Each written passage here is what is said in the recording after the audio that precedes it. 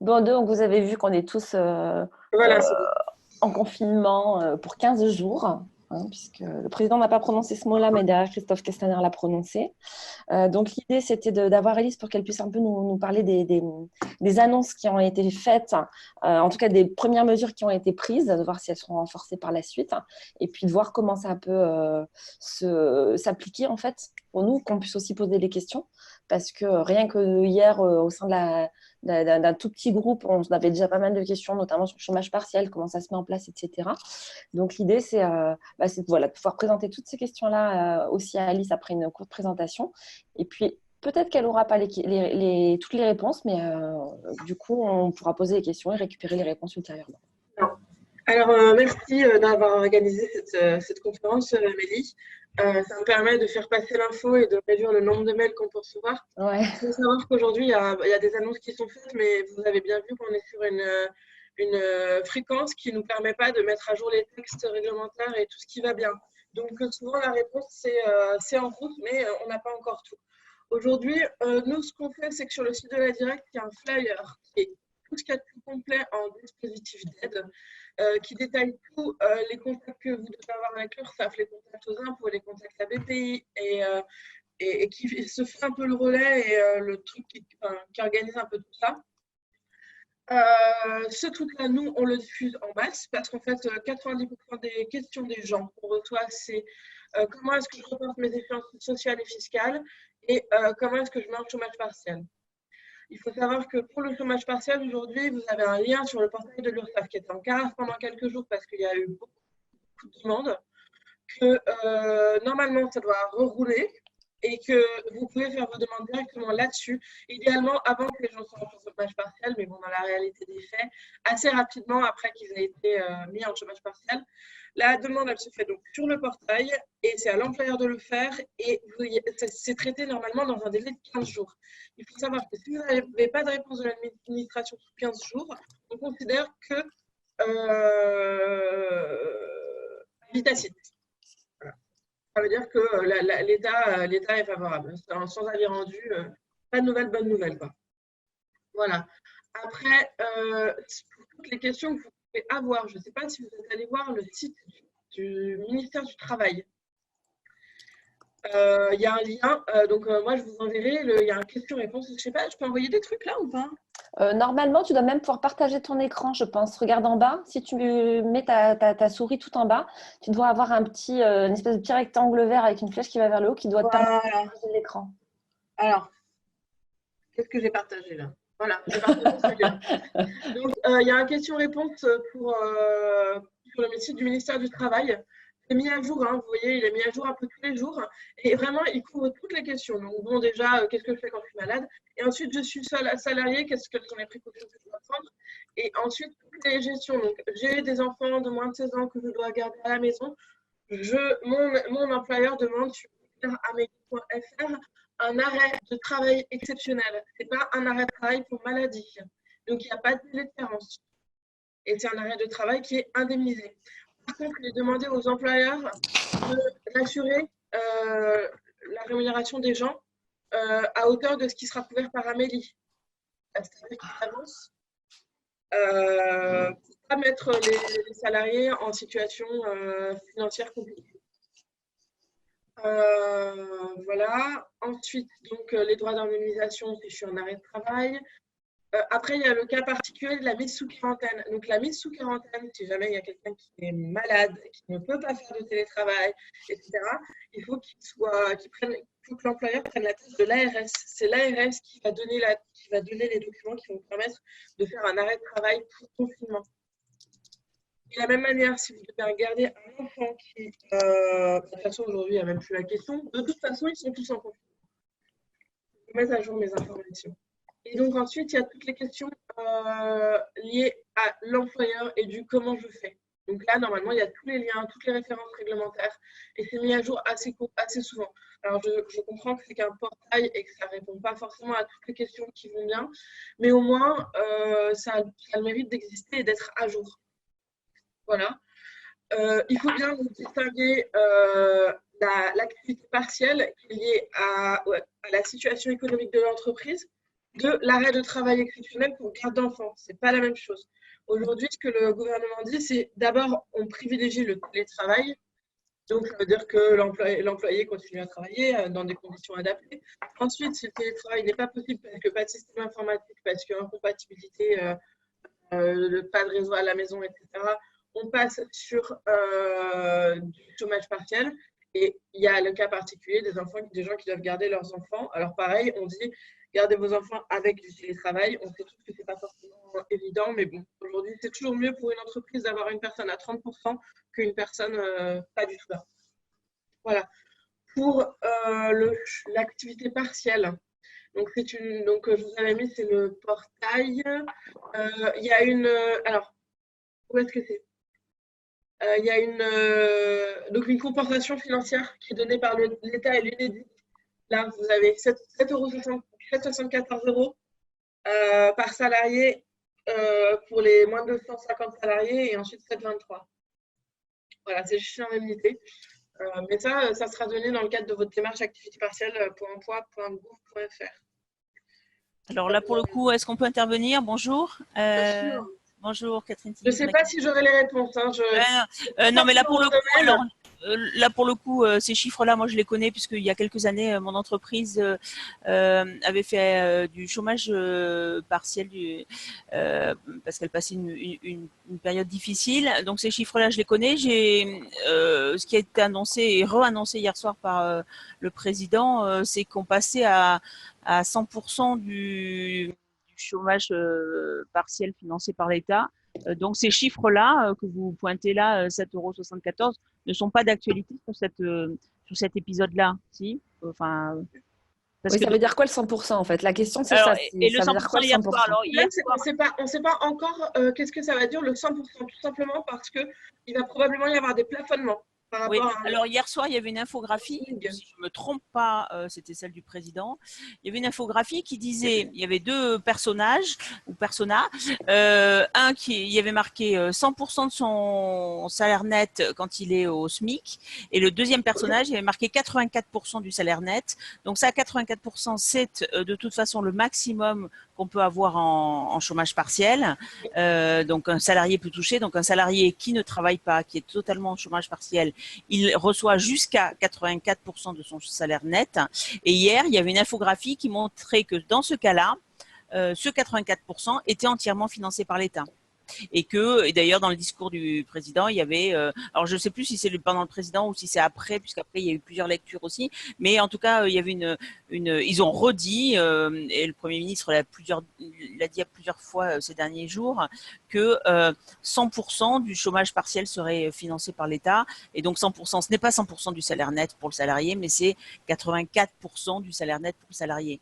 Donc alors, en tout cas, ces chiffres que vous montrez là, qui sont les chiffres habituels du chômage partiel, je crois, sont remis en question. Alors, ils ne sont pas à jour seulement. Aujourd'hui, les textes, ils donnent cela. Donc, moi, je ne peux pas vous donner autre chose. Ah, d'accord. OK. Non, mais aujourd'hui, il n'y a pas les adaptations réglementaires qui me permettent d'afficher que oui, ce sera 84%. Il y a les annonces et ensuite, il y a le délai de mise en œuvre et de modification des textes et de signature des décrets et des arrêtés. Oui, voilà. Ils avaient dit aussi que. Moi, je ne peux pas forcément prendre la parole sur quelque chose.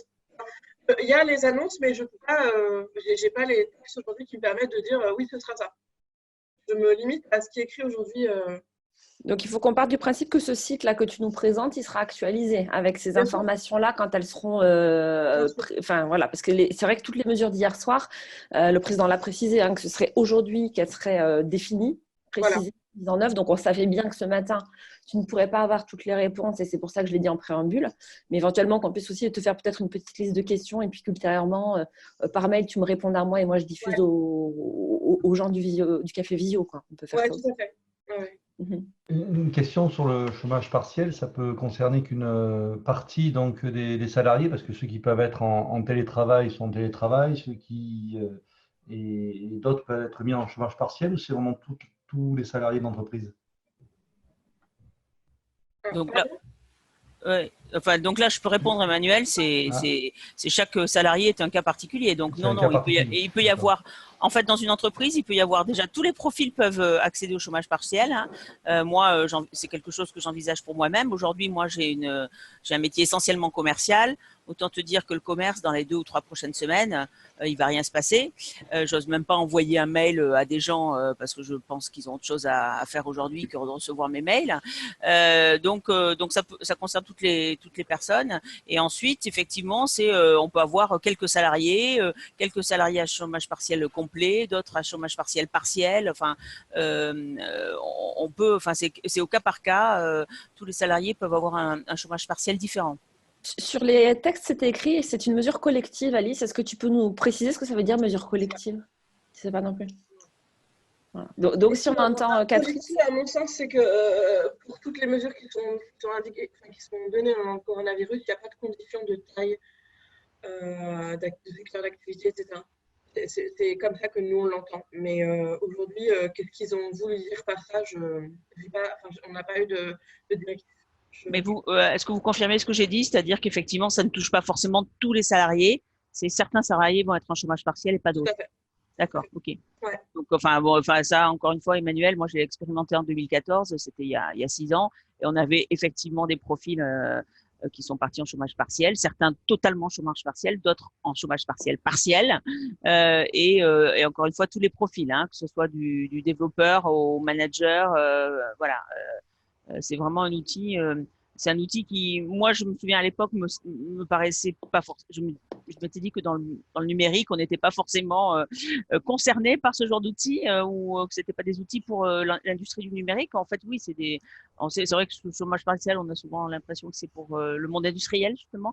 Et en fait, voilà. Donc, ça s'applique à toutes les entreprises et c'est assez facile. On avait trouvé à l'époque, c'était assez facile à utiliser. Qu'en fait, voilà, c'était un outil en fait qui était à la disposition des entreprises en difficulté et qu'il fallait que les entreprises connaissent cet outil-là, parce que malheureusement, souvent les entreprises ne connaissent pas tous les outils disponibles. En parallèle sur le chat… Pardon, oui, non, j'aurais une question, juste une précision. Le chômage partiel, c'est quoi? Non, je veux dire, tu n'es pas obligé tu peux travailler 2 jours. En fait, le chômage partiel, c'est juste pour dire que c'est un outil temporaire. Le chômage partiel, excuse-moi, partiel. C'est que, par exemple, si je suis en chômage 2 jours et que je travaille 3 jours, on n'est pas obligé. D'accord, ok. C'était juste pour dire qu'on n'est pas obligé d'être à 100% au chômage partiel. On n'est pas obligé de… À 100% au chômage partiel, d'accord, c'est ça. D'accord, on n'est pas obligé, c'est pas blanc ou noir. Enfin, c'est pas blanc ou noir. C'est pas je suis complètement en chômage, je travaille plus du tout ou je travaille. On peut être en chômage partiel 3 jours par semaine. Je peux décider, moi, par exemple, j'estime… c'est ça que tu appelles le chômage partiel. Voilà. Le chômage partiel, par contre, c'est juste chômage partiel, c'est juste par différenciation au chômage classique. Sur le chat, en parallèle, il y a quelques informations et quelques questions. Donc, il y a Sylvie Massé d'Open Airlines qui demandait si les cas particuliers d'entreprise pour confinement, garde d'enfants sont pris en charge par l'employeur ou par l'État. Donc, Alice a répondu que c'est bien par l'État qu'il faut en faire la demande sur déclare.amélie. Et puis, Simon, tu disais qu'a priori, Muriel Pénicaud est en train d'annoncer un plafonnement de la prise en charge du chômage partiel à 4,5 fois le SMIC, c'est ça? C'est ça, effectivement. C'est en train d'être annoncé, donc je rejoins ce que dit Alice. Je pense que les choses vont arriver petit à petit aujourd'hui. Et merci beaucoup, Alice, d'être présente aujourd'hui avec nous. Moi, j'ai une petite question complémentaire qui rebondit sur ce qu'a dit Catherine tout à l'heure, sur l'indemnisation du chef d'entreprise, qui est quand même un statut à part dans l'entreprise. Est-ce qu'il va effectivement être pris en compte? Est-ce que, au-delà des retours d'expérience, il y a des textes particuliers par rapport à ça? Moi, j'étais plutôt dans la tête ou la vision que j'avais cette entreprise est toujours à côté sur ces histoires de chômage partiel. Mais Catherine, tu semblais dire le contraire. Alice, oui, alors tu as raison, Simon, j'aurais dû préciser que je suis salarié. Oui, mais salarié et chef d'entreprise, c'est quand même un statut un peu particulier. Avec un mandat social, c'est bien. On est beaucoup en SASU, je pense, ou en SAS ou en SASU. Et effectivement, la question se pose. C'est quand même un statut un peu à part. Alice, je ne sais pas si tu as l'info. Oui, je sais. Non, je sais que vous êtes hors dispositif du chômage partiel. Et je ne saurais pas te répondre sur les dispositifs de prise en charge des chefs d'entreprise. On a eu plusieurs fois la question et ce qu'on fait, c'est qu'on renvoie au contact en département. En fait, l'activité partielle, elle est instruite par les directs, les unités départementales des directs. Donc, il faut prendre la tâche de ces personnes-là qui sont spécialistes du code du travail. Aujourd'hui, pour la grosse masse qu'on a à gérer, on gère très peu de demandes de chefs d'entreprise. Pour moi, il n'y a pas grand-chose. D'accord. Après, excusez-moi, François, si le chef d'entreprise est de toute façon salarié, il est salarié au même titre que les autres, non? Oui, s'il est salarié, c'est bon. S'il n'est pas salarié, salarié et mandat social, ce n'est pas la même chose. Non, ouais, il y a quand même la notion de mandat social qui est différente d'un point de vue de Pôle emploi, justement, qui visiblement s'en mettre l'indemnisateur. Donc, c'est quand même ces salariés, il y a une particularité, encore une fois, au détenteur du mandat social, effectivement, qui fait la différence, qui fait typiquement qu'en cas de cessation d'activité, on n'a a priori pas de couverture par le chômage. Donc là, on est dans un cas particulier. Mais en tout cas, dans le mode normal, suite à une cesssion d'activité, il n'y a pas de droits au chômage qui sont ouverts pour les détenteurs de mandats sociaux. Non, ça c'est clair. Alice, ce sera la même règle pour tout le monde. C'est-à-dire que si on appelle l'unité 31, par exemple, pour avoir posé la question, ça vaudra pour le 34, pour le 12, pour le 66. Oui, c'est juste qu'on a sectionné par département pour pouvoir gérer le flux. D'accord. Je pense que nous, on peut essayer de passer un coup de fil et puis de vous apporter l'information. D'accord. J'avais juste une autre question éventuellement, parce que je suis arrivé un peu à la bourre.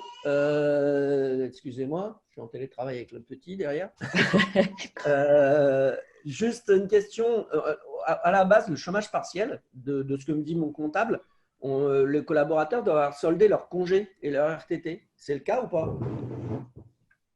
Alors, moi, je n'ai pas entendu ça. Justement, il y a des questions par rapport aux congés. Est-ce que je peux les forcer à prendre des congés?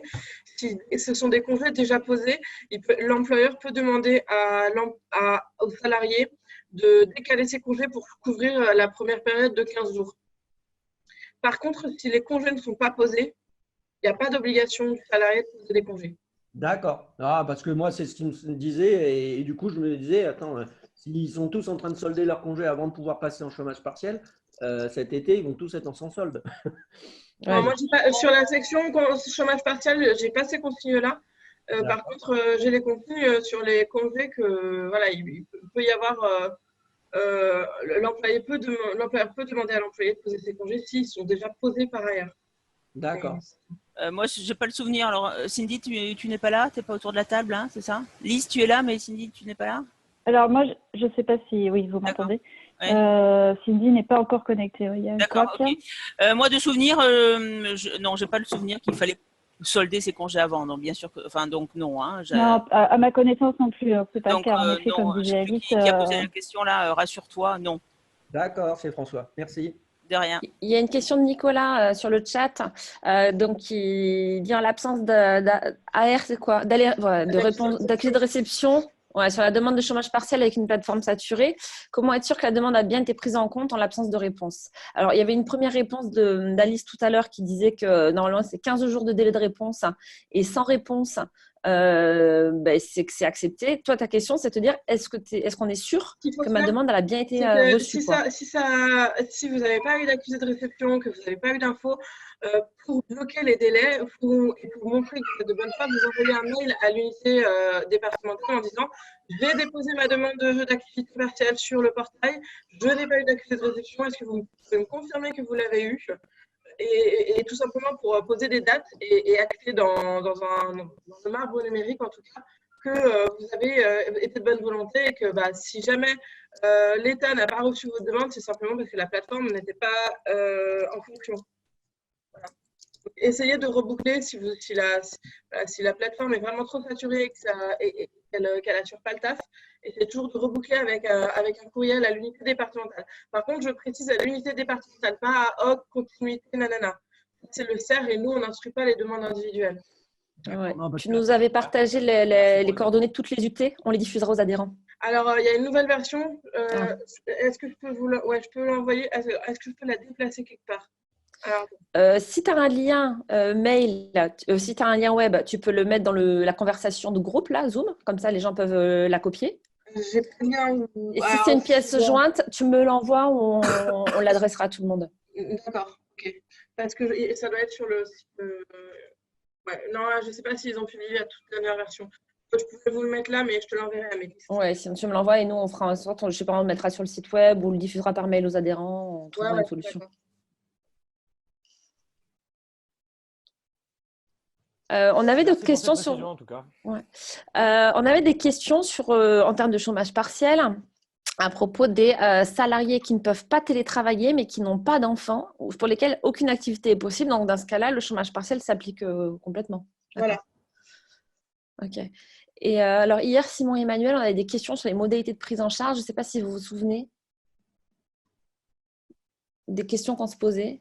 J'ai juste noté comme ça, modalité de prise en charge, mais je n'ai pas noté la petite précision. Oui, enfin, c'est la question à laquelle on n'a pas vraiment eu la réponse jusqu'à présent. C'est-à-dire, est-ce que jusqu'à quelle hauteur est pris en charge? Est-ce que c'est la part, quelle part est prise en charge sur le salaire brut, sur les cotisations sociales et ainsi de suite, et d'avoir des ordres de grandeur. Donc la question, c'est un peu un retour, c'était plus une question d'ordre retour d'expérience que texte de loi en tant que tel, parce qu'effectivement, on a vu tout à l'heure entre les 70%, les 84%, quel est l'impact pour le salarié. Il y a maintenant les 4,5 fois du SMIC. C'est un peu complexe d'y voir clair concrètement sur le message à faire passer aux collaborateurs, et deux, l'impact réel financier pour l'entreprise. Par rapport à une situation normale, je dirais, entre salaire brut et charges sociales. Donc, peut-être ça, c'est Catherine qui va avoir une idée. Le schéma étant un peu simple, admettons qu'on a traditionnellement 10 000 € de masse salariale chargée, toutes charges comprises dans l'entreprise. En situation nominale de chômage partiel, quel est l'impact, qu'est-ce qui est pris en charge réellement? Et quel est l'impact pour le salarié derrière. Donc là, si je résume et de ce que j'ai compris, salaire net, c'est plutôt 84%. Ouais. Une entreprise de combler ou pas. Mais si on raisonne d'un point de vue d'entrepreneur et qu'on a 10 000 € de charges salariales mensuelles, il y avait un peu des difficultés à avoir d'un point de vue budgétaire quel va être le coût restant pour l'entreprise. Catherine, je ne sais pas si tu as à peu près, si tu as un ordre de grandeur par rapport à ça. Alors, moi, non. Normalement, il y a Cindy qui nous a rejoint. Est-ce que tu nous as rejoint, Cindy? Oui, enfin, elle était là. Ah oui. Vu. Vous m'entendez ou pas? Oui. Ah oui, on t'entend, Cindy, voilà. Donc, est-ce que la directrice qui est là ne connaît pas les nouvelles mesures, donc on parle toujours des anciennes mesures puisque les nouvelles sont pas officiellement en ligne, donc on ne sait pas effectivement cette prise en charge de 100% du 84% net pour le salarié par l'État n'est pas confirmée aujourd'hui à ce jour. Bon, mais là la question de Simon c'est quid des charges sociales, des charges patronales. Enfin, est-ce que tu peux nous rappeler qu'est-ce qui était pris en charge par l'État? Alors, même si à l'époque, c'était 7 € et quelques par heure, mais… Alors, c'est un peu… je vais essayer d'y répondre. La première chose sur les cotisations, il y avait du fait du chômage partiel, il y avait une baisse de cotisation du fait qu'on ne cotisait pas sur l'ensemble des heures salariés ou des heures rémunérées. Donc, il y avait déjà une baisse de cotisation sociale. Le montant, je ne m'en souviens plus. Et après, on touchait donc 8 € par heure. Et ça, c'était une sorte de subvention, de compensation. Et c'était 8 € sans cotisation sociale supplémentaire. C'est juste 8 €. Donc, après, je pense que la directe est plus à même de répondre à cette question que moi. Mais voilà. C'est pareil, je vous renvoie aux idées, je ne saurais pas répondre. Je ne suis pas spécialiste du code du travail, enfin, en tout cas de tout ce qui est mis en place là. Sur les taux, je ne saurais pas. Moi, je n'ai pas d'autres chiffres que ce que je vous ai annoncé tout à l'heure. Ok. Je suis désolée. Hein. Non, mais bon, c'est mouvant, hein, c'est mouvant. Non, c'est mouvant. Et puis, en fait, on se retrouve à répondre à des questions. Enfin, je ne suis pas inspectrice du travail et je ne suis pas spécialiste du droit du travail et encore moins du droit du travail en situation de crise. Juste, On essaye de s'approprier autant que possible et d'aller chercher les infos, mais on n'a pas la réponse aujourd'hui. Moi, j'ai le chiffre de 60% du brut, 80% du net. Et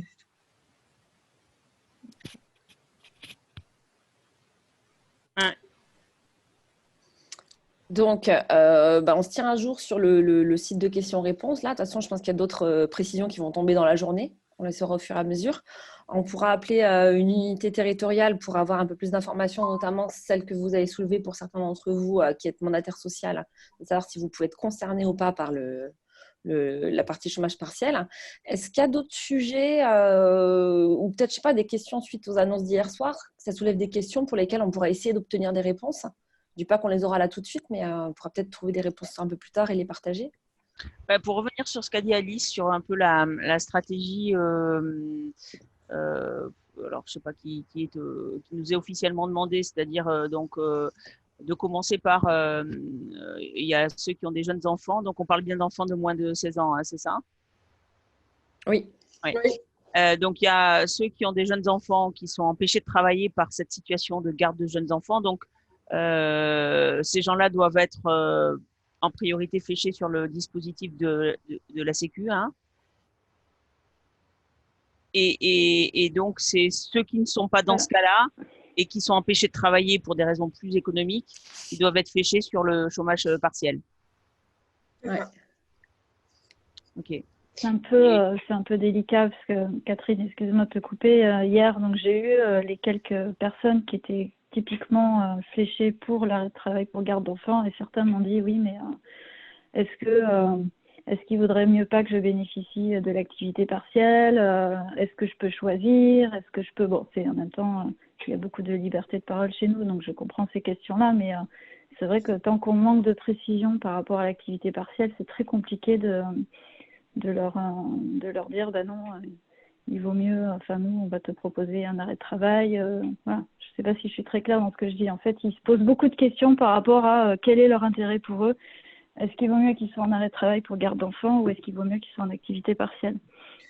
Aujourd'hui, comme ça s'est dit juste avant, la priorité de l'État, c'est de vraiment avoir recours au chômage partiel en dernier recours, tout simplement parce que la charge économique que ça fait porter sur les finances de l'État, elle est vraiment non négligeable. On parle d'un plan à plusieurs milliards d'euros, sachant que avant la crise, on était déjà dans le négatif.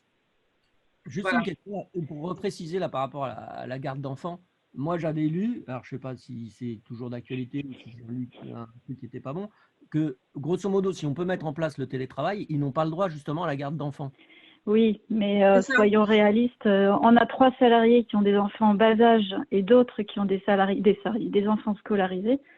C'est très, très, très compliqué, voire impossible pour certains de télétravailler. Donc, c'est là, l'employeur peut parfaitement leur imposer l'arrêt de travail. Les déontologies, enfin, moi, je ne me vois pas dire tu te débrouilles avec tes gosses. Enfin, alors, François, c'est ça qui est demandé, c'est ça? Ouais. Oui, ouais. oui. Alors, François, écoute, vendredi, Simon était témoin, Amélie aussi. Donc, on est plusieurs à avoir relu plusieurs fois la phrase. On était très partagés sur l'interprétation qu'on peut avoir parce qu'effectivement, il est écrit que si le salarié ne peut pas télétravailler, et donc on peut comprendre que c'est un salarié et que donc un salarié qui pourrait télétravailler et qui a des petits enfants, ben on se démerde.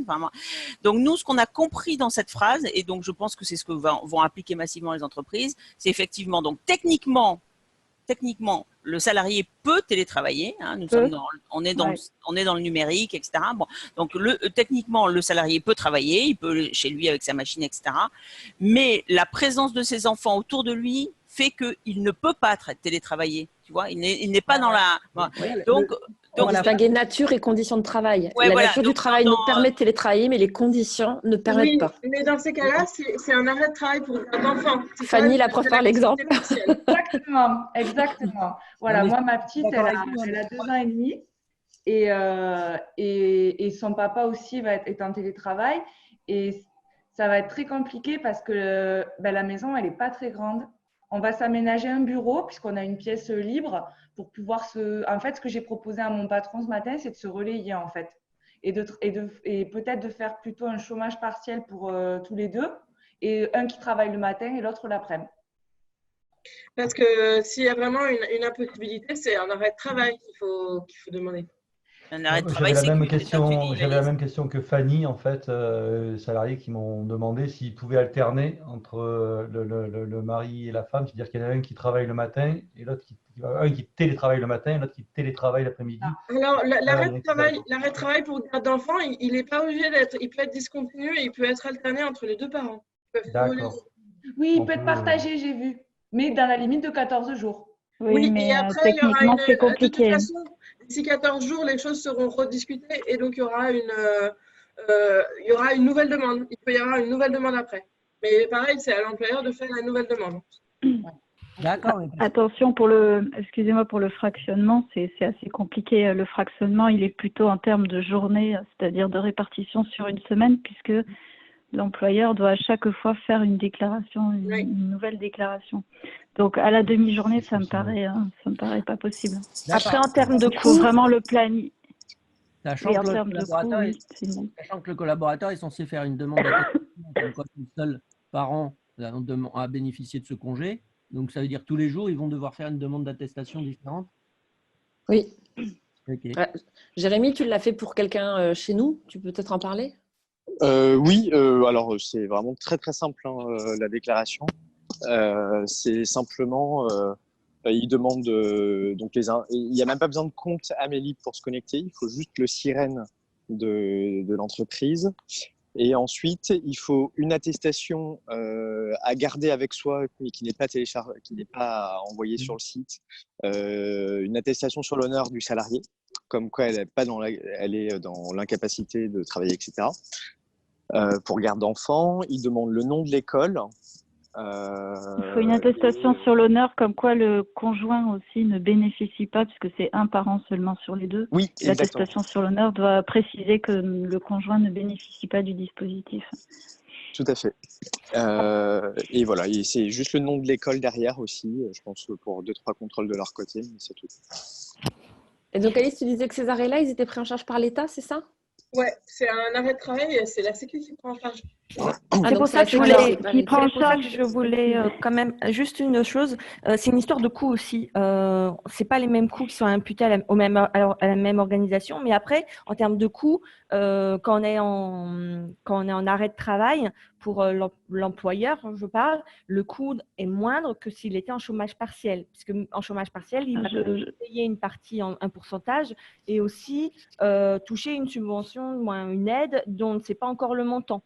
Donc peut-être aussi que c'est un moyen un petit peu plus sûr et connu de savoir aussi à quoi s'attendre en termes de coûts pour l'entreprise. Je précise, Cindy, pour l'arrêt de travail, ça fonctionne comme pour un arrêt de travail pour maladie, c'est-à-dire que la CPAM verse des IJSS qui sont à la grosse louche 50% du salaire. Le Syntec contraint l'employeur à verser la différence, c'est-à-dire le salarié doit percevoir son salaire complet. Il y a un maintien de salaire, donc le coût, excusez-moi, il y a beaucoup de bruit. Vous m'entendez? Oui. Oui. Vous m'entendez toujours? Oui, oui, vas-y. Donc pour l'instant, en effet, on peut se poser la question de qu'est-ce qui est plus intéressant pour l'employeur. Si à terme l'activité partielle est prise en charge en totalité par l'État, ce qui semble être dans les tuyaux, l'activité partielle sera bien plus intéressante que l'arrêt de travail, puisque là, l'employeur complète quand même la moitié du salaire pour l'arrêt de travail. Je suis d'accord. La moitié, c'est… Nous, convention collective Syntec, on est obligé de compléter. Enfin, Syntec, oui. Ouais. Oui. Syntec, oui. Après, les autres conventions, à 100%, je sais pas. on complète à 100%. Oui, on maintient le salaire, en fait. Un maintien total du salaire. Bon, après, à 2-3 bricoles près, je ne sais plus si c'est l'assurance chômage ou autre. Voilà, il y a 2-3 bricoles près. Mais je sais que c'est comme pour un arrêt de travail classique, ça coûte très, très cher à l'employeur Syntec. Donc, l'activité partielle sera plus intéressante. On n'en sait rien. Pour l'instant, les annonces sont faites, mais pour l'instant, on n'en a aucune idée. Oui, en fait. bien sûr. C'est juste que ça semble… Une situation inconnue, une situation connue, il faut peut-être aussi, pour quelques jours aussi, on n'est pas obligé de faire un arrêt de travail, de se dire, allez, le temps d'avoir un petit peu plus de précision sur le chômage partiel, peut-être que de savoir où on met un peu les pieds pour pour les 2-3 prochains jours, ça permettrait d'être rassuré ou d'être sûr. Je suis d'accord. Alors, D'autant plus que cette déclaration d'arrêt de travail, on peut tout à fait revenir en arrière, c'est-à-dire que vous pouvez partir sur 14 jours, puis dans 2 jours, si la situation change, vous reconnecter et dire, ben voilà, mon salarié a repris le travail et je le mets en activité partielle. C'est tout à fait possible. j'ai une Moi, petite question.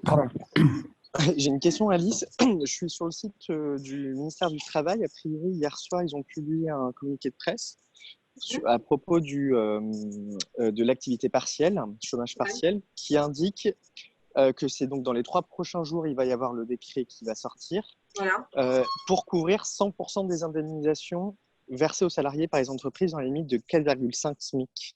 Voilà. C'est bien ça, du coup, ou comme information aussi que vous avez? C'est ce qui était partagé et c'est ce qui a annoncé a priori la ministre là tout de suite. Donc, oui, c'est ce qui est annoncé depuis quelques jours et qui a été redit hier soir. Voilà. Et alors ce 100% du chômage partiel, moi hier soir j'ai vu une infographie où pour ceux qui sont au SMIC, ça serait 100% de leur salaire, et pour les autres, le chômage partiel c'est jamais 100%, c'est 84% du salaire net pour l'employé. Et donc voilà, donc c'est ce 84% pour l'employé qui serait entièrement couvert par l'État. Voilà. Et Simon venait de dire qu'il avait lu, comme toi, une limite à 4,5 SMIC. Oui, il y a Julien qui vient de rajouter aussi sur et la question derrière, et la question de Simon derrière ça, c'est est-ce que la partie employeur est aussi couverte par l'État? C'est ça ta question, Simon, sur laquelle on est. Parce que là, on parle du salaire net pour le salarié. Oui. Mais la question de Simon, c'est le coût global pour l'entreprise. Est-ce qu'on parle de couverture à 100% du coût global pour l'entreprise? C'est ça ta question, Simon? Exactement, hein, chacun est différent. Moi, j'ai une petite entreprise, donc la trésorerie dans les 12 prochains mois, elle est quand même assez importante. Je sais que j'ai à peu près 10 000 € de charges salariales, tout compris. Encore une fois, c'est mon burn rate en quelque sorte. La question est celle de l'impact et de la capacité à commercer, effectivement, comme tu as très bien dit, Catherine, derrière. Donc, c'est dans ce cadre-là, effectivement, que ça m'interroge. Et donc, finalement, le détail est intéressant, mais la vision globale, c'est effectivement très difficile à avoir. Parce que, en plus, il y a des annonces qui viennent d'être faites là, sur les histoires de loyer, enfin, il y a plein d'impacts en cascade. Donc, quand on sait qu'on a 15 000 € de burn rate tous les mois, qu'est-ce que ça va donner pendant les 3 prochains mois et comment on prévoit ça un petit peu en termes de plan de trésorerie? C'est un peu le sens, je pense, des questions qu'il faut se poser aujourd'hui en tant qu'entrepreneur, tout en gardant en tête effectivement l'impact sur les salariés qui est, je rejoins ce que disait Lise ou Cindy, j'ai oublié, mais oui, c'est important. On ne peut pas faire n'importe quoi, n'importe comment. Ça, c'est clair. En tout cas, ce n'est pas pour ça qu'on est entrepreneur normalement. Moi, j'avais une petite question sur l'arrêt de travail par an. J'ai entendu qu'il y en avait qui l'avaient mis en place. Moi, quand je suis allé sur l'interface, on clique, c'est très facile, mais ensuite, on nous annonce qu'on va avoir et un mail que je n'ai jamais reçu et une attestation de déclaration qui est téléchargeable et que je suis arrivé à télécharger une fois sur 2, on va dire. Oui. Est-ce qu'il y en a qui ont partagé la même expérience et quelle est la bonne pratique? Est-ce qu'on doit également renvoyer un mail et où pour blinder les choses? Moi, j'avais fait la réponse tout à l'heure. Il fallait, pour vous assurer d'être bien, envoyer un mail à l'UTIC. Et après, comme ça a été indiqué sur le portail du ministère du Travail, vous avez un délai de 30 jours pour déclarer l'activité partielle. Donc, d'ici quelques jours, de toute façon, le portail devrait être de nouveau opérationnel et capable de gérer le flux. Donc, voilà, ça vous laisse le Là, c'est pour l'arrêt de travail. Là, c'est pour l'arrêt de travail CEPAM, hein, c'est ça? Oui.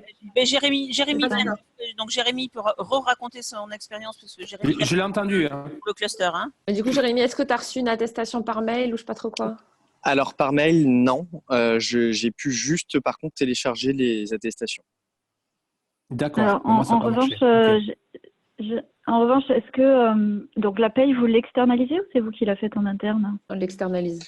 Externalise. Externalisé. Donc, il faut vous rapprocher de votre cabinet comptable aussi, puisque c'est lui qui va fournir les attestations de salaire. Parce qu'en fait, la Sécu va avoir besoin de ces informations-là pour traiter votre demande.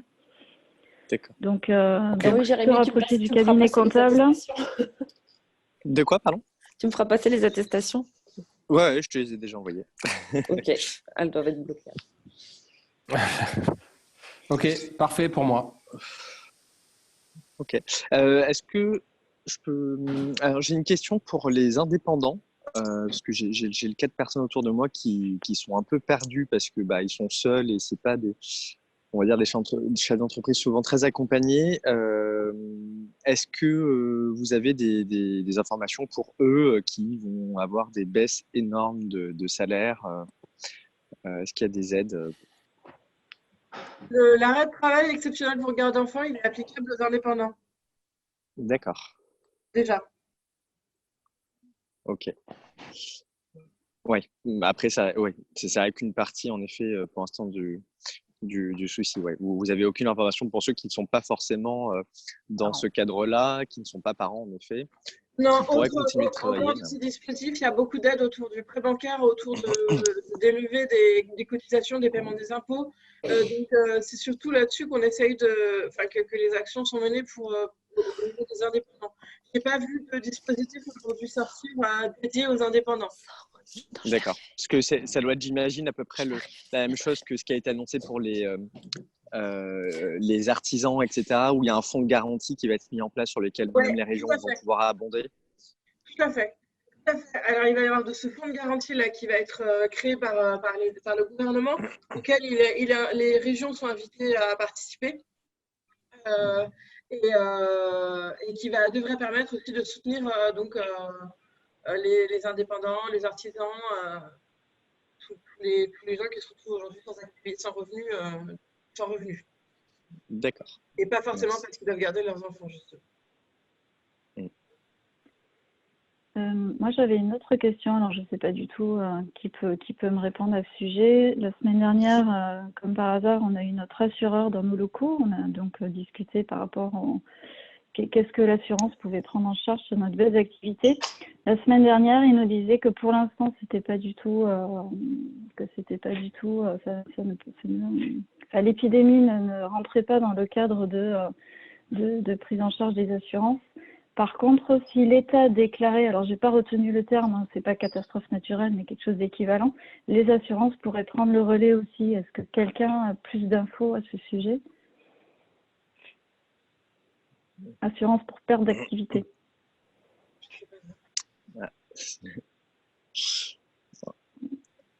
Donc, à creuser. À creuser, puisque du coup, ça fait partie des potentiels invités qu'on peut essayer d'avoir autour de la table. Prochain café. C'est qu'une épidémie n'est pas un cas de force majeure, donc ne rentre pas dans la... Alors, ça devrait, d'après l'assureur, j'ai plusieurs échos comme ça, plusieurs personnes autour de moi qui me disent que l'État va justement le décréter pour que les assurances puissent aussi prendre le relais, que ce ne soit pas que l'État qui paye. Après, ça va dépendre aussi des clauses de ton contrat, comme tu disais. Si tu as une RC Pro classique, tout bête pro, ça ne fera rien du tout. Après, si tu as souscrit une assurance de couverture de l'activité, du chiffre d'affaires, peut-être que ça peut rentrer dans des cas de figure de ce contrat-là. Mais sur une RC Pro classique, tout bête, je pense qu'il n'y aura rien. Moi, à titre pro, je ne sais pas, mais je sais qu'à titre perso, j'ai entendu autour de moi des personnes qui avaient notamment des salariés qui avaient des voyages, etc. Et pour l'instant, les assurances, c'est désolé, ça ne rentre pas dans les clauses. Oui, c'est ça. À titre perso, pour l'instant, ça ne rentre pas dans les clauses. Après, si beaucoup de monde sont concernés, peut-être qu'effectivement, le gouvernement interviendra. Je ne sais pas, mais je pense que c'est un cas de force majeure qui est prévu par les clauses des conditions générales de n'importe quel assureur. Donc, à mon avis, à moins qu'il y ait l'État qui trouve un moyen juridique de les forcer à intervenir, mais en tout état de cause, c'est forcément écrit dans les clauses des conditions générales. Il y a la liste des cas de force majeure et il faut les relire. Normalement, c'est écrit. D'accord. Ok. Il est 9h20, on approche de l'heure de fin. Pour les prochains cafés visio, on n'a pas encore la confirmation des intervenants parce qu'ils sont assez sollicités. On essaie d'avoir BPI France. On a peut-être un cabinet comptable qui pourrait aussi nous donner des explications parce qu'a priori, BPI, ils sont complètement submergés d'appels. Alors, nous, on a un fichier, un communiqué de presse, enfin, une fiche avec tous les nouveaux dispositifs qui sont mis en place. Je pourrais te le passer aussi. Ouais, ça parfait. date de ce matin ou d'hier soir. D'accord, tout ce que tu nous donnes, on va centraliser pour mettre à disposition des adhérents. Sachant que si vous avez des difficultés pour avoir les garanties, le garantie de BPI, il ne faut pas hésiter à nous le signaler. D'accord. Voilà. Okay. Si certains adhérents mobilisent un client et ont besoin de la garantie BPI et que la garantie n'est pas délivrée pour une raison X ou Y de fonds propres, machin, faut nous le dire, faut nous faire remonter. Parce que les consignes ont été passées auprès de BPI France pour assouplir leurs critères. Ils prennent un peu les cas de fer. Tu dis il faut nous le dire, c'est lutter toujours. Non, la BPI, c'est à Hawk Continuité ou à mon adresse mail. De toute façon, vous l'avez. Voilà, ok, ça marche. C'est bon, ça marche. Et pareil, pour essayer d'avoir l'URSSAF pour l'un de nos cafés visio, pour l'instant, je n'ai pas de réponse du directeur. J'imagine qu'il est aussi Alors, moi, j'ai un contact, si vous voulez. Oui. Parce que la French Tech, avec la French Tech, on était en train de mettre en place le French Tech central. Ah oui, on a mobilisé une personne de l'URSSAF qui a répondu favorablement. Ok. D'ailleurs, il y a la conf cet après-midi. Elle sera ouverte à tous, donc n'hésitez pas à la revoir. D'accord, mais si on peut le revoir aussi, parce qu'à mon avis, tout le monde ne pourra pas forcément se connecter tout le temps. Sûr. Et on essaie aussi d'avoir quelqu'un de la région, parce que la région a sorti aussi quelques mesures, notamment sur des sujets de formation, etc. Donc voilà, on essaie on espère les avoir pour les prochains cafés visio, au moins pour pouvoir échanger sur ces sujets-là. Et puis après, ce qu'on peut aussi partager dans les cafés visio, c'est vos retours d'expérience. C'est vous, les bonnes pratiques que vous avez mises en place. C'est aussi vous informer que nous, ça y est, on sait qu'on peut faire des formations à distance. On a vérifié que tout le cadre organisationnel et juridique était respecté. Donc, on a du coup, avec l'appui de la Directe, on lance un dispositif de formation au télétravail. Alors, on n'avait pas prévu de le sortir dans ce cadre-là. Ça fait déjà 6 mois qu'on travaille dessus, mais ça tombe bien, il est prêt, il est là, donc ça tombe super bien. Avec des formations. Amélie, est-ce qu'on peut faire un café visio sur la première phase que tu as dite, c'est-à-dire, ça y est, on peut faire de la formation à distance, puisque pour moi, la formation à distance, c'était très réglementé et ça nécessitait des outils particuliers. Mais c'est ça, c'est ce que je te dis, c'est qu'en tout cas, chez Digital 113, on a vérifié que nos outils le permettaient. D'accord. Est-ce que vous pourriez partager cette expérience-là avant de le sujet, vous allez faire de la formation. Mais on l'aura dans les formations Calliope aussi, ça. Oui, mais tu vois, en café visio, vous pourriez proposer comment réglementairement faire la formation à distance, tu vois. Parce que moi, je me pose ce cas pour notre activité de formation et j'avais l'impression que nous n'avions pas les outils, donc je me dis enfin voilà. Donc moi, je serais intéressée par un café visio sur comment officiellement, réglementairement, on peut maintenir certaines activités dans la formation. Une activité de formation. Bonne idée, ça marche. Ça m'intéresse. Ok, bon, à mon avis, on n'en a pas pour 1 heure, hein, mais… Non, oui, bien sûr, mais… Ok. Donc, du coup, voilà, non, mais du coup, ça veut dire que par rapport au cluster, ça nous permet de maintenir les formations Calliope pour ceux qui étaient intéressés, qui ont besoin de passer la certification. Et ce qu'on se disait avec Mathilde, c'est que finalement, avec ces temps de confinement où on bosse à domicile, Calliope, c'est de la démarche qualité, ça nécessite de pouvoir se poser, prendre du temps. C'est presque idéal. Donc, techniquement, on va pouvoir dérouler ça comme formation. Et puis, les formations télétravail qu'on a avec l'appui de la Directe, financées à 50% par la Directe, on va pouvoir techniquement les délivrer. Et je sais qu'hier, on avait des gens, je crois d'ailleurs que c'était chez Aquadas, qui disaient qu'ils ont été obligés de mettre en télétravail des gens qui n'avaient pas l'habitude de télétravailler et qui ne savaient pas comment faire. Et dans les formations qu'on propose, donc c'est des formations d'une journée. Hein, donc, on va voir peut-être s'il faut les scinder en 2 demi-journées, parce qu'à distance, c'est un peu plus pénible. Mais on a des formations pour les collaborateurs, pour les gens qui passent au télétravail pour la première fois de leur vie, ou pour les gens qui ont l'habitude de télétravailler et qui veulent augmenter leur qualité, leur capacité de travail, leur organisation, leurs bonnes pratiques. Mais on a également les formations pour les managers, donc pour les managers qui, pour la toute première fois, ont une équipe en télétravail. Et je pense qu'aujourd'hui, dans le cadre qu'on vit, ça peut être très intéressant. Mais également pour les managers qui avaient déjà mis en place une organisation de télétravail et qui ont besoin de l'améliorer, encore une fois, de partir sur des bonnes pratiques. Ce ne sont que des formations d'une demi-journée à chaque fois pour chaque personne. Et ça peut être précédé donc d'un pré-diag pour l'entreprise. Donc là, peut-être on pourra le différer, mais c'est intéressant après de se poser la question globale de l'organisation de l'entreprise. Et puis après, dans le temps, il y aura un accompagnement et un diagnostic de maturité pour pouvoir la poursuivre. Voilà. Donc je vous le dis parce que du coup, on va essayer d'avancer un peu les dates, parce que pour certaines entreprises, c'est un peu prégnant. Se dire, OK, j'ai mes gars en télétravail, mais on ne sait pas forcément comment faire, on veut faire mieux. Donc, on n'était pas visionnaire, mais ça tombe à point nommé, quoi. Voilà. Et pour information aussi, il y a, pour faciliter certaines réunions à distance, en brainstorming, du travail collaboratif à distance qui se fait d'habitude en réunion. Il y a la société eVolt qui est adhérent de Digital 113 qui va mettre à disposition gratuitement pendant peut-être même 3 mois, il m'a donné l'information, de ces outils qu'ils ont développés pour aider les entreprises. Donc, on diffusera l'information si ça vous intéresse aussi. À l'instar de Catherine, est-ce qu'il y a d'autres sujets que vous aimeriez aborder dans les cafés visio? Valentin, va-t'en.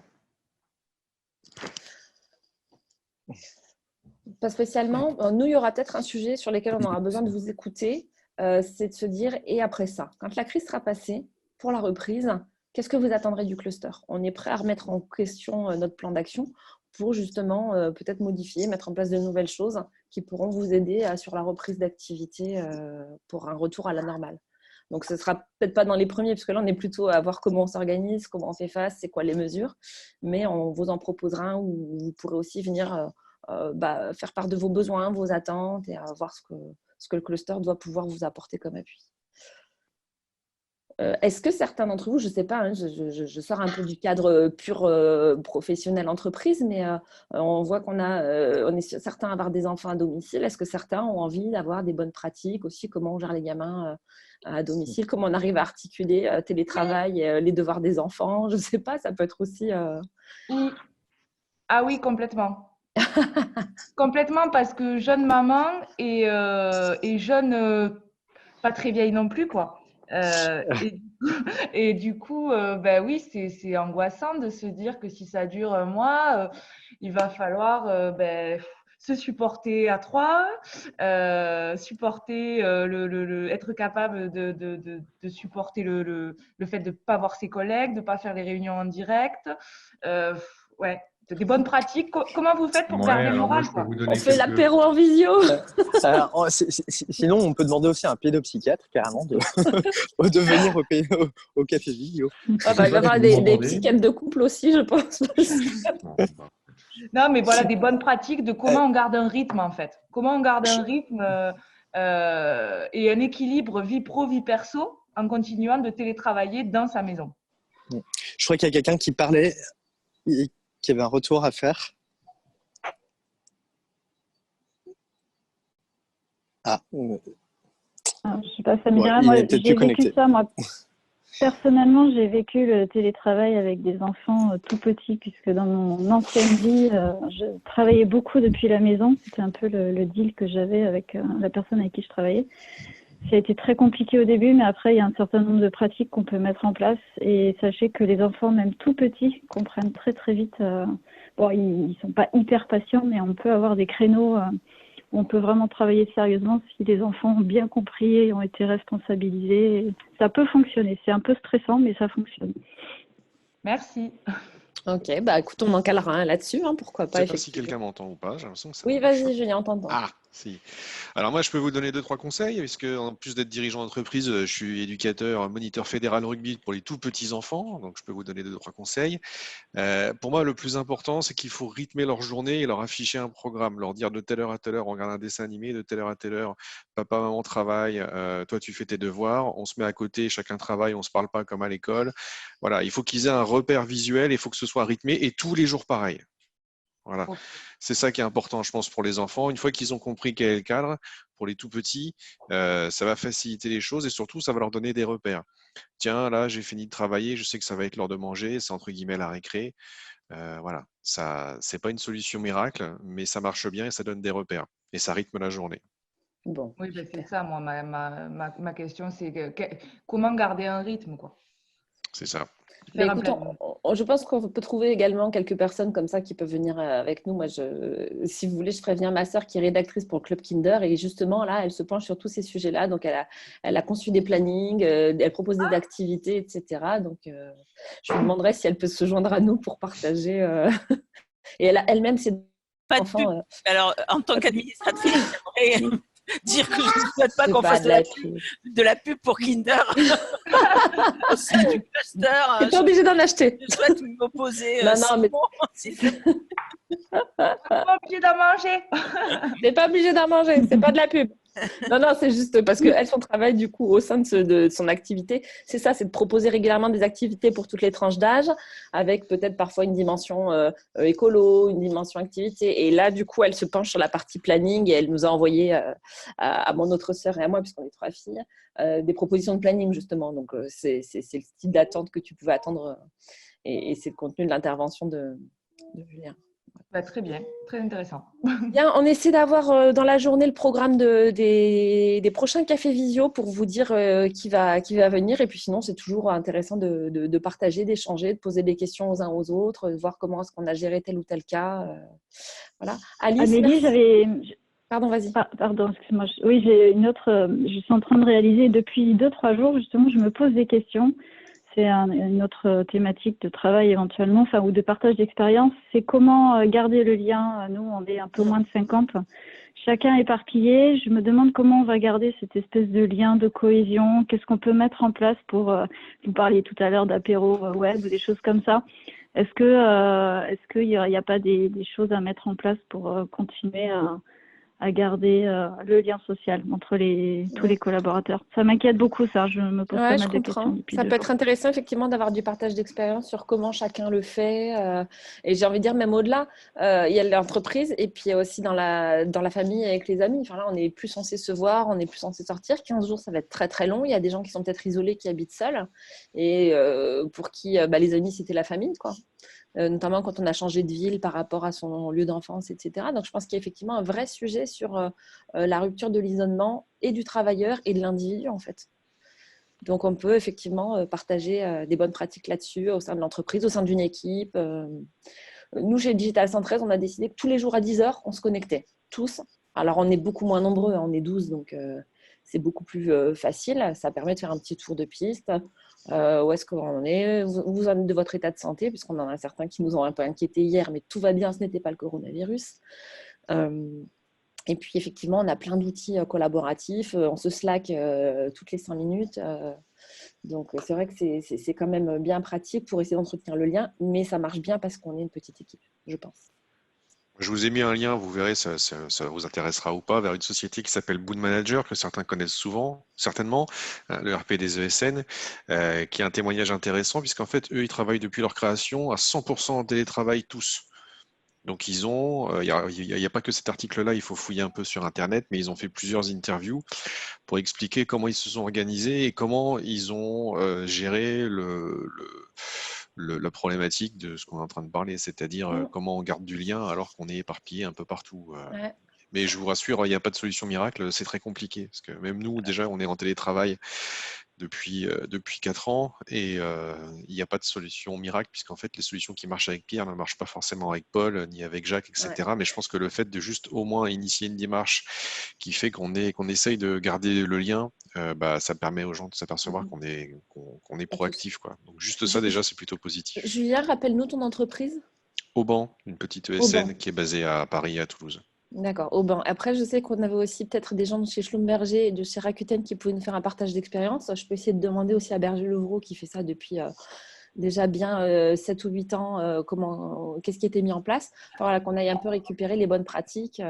Et puis, ces sujets-là sont aussi abordés lors des formations que j'évoquais tout à l'heure. Mais je pense que c'est pas mal. Nous, ce qu'on a fait aussi, c'est que depuis hier, on a mis un WhatsApp de l'équipe pour pouvoir réagir. Donc hier soir, après les annonces du président, bah, voilà, on réagissait, on s'envoie des petites blagues, des trucs qui permettent un peu de garder le lien un peu à côté du boulot, quoi. C'est pas pur travail. Et ça permet de se dire, bah, on est là, on réagit, un peu comme si on était dans le bureau et qu'on se racontait des blagues, quoi.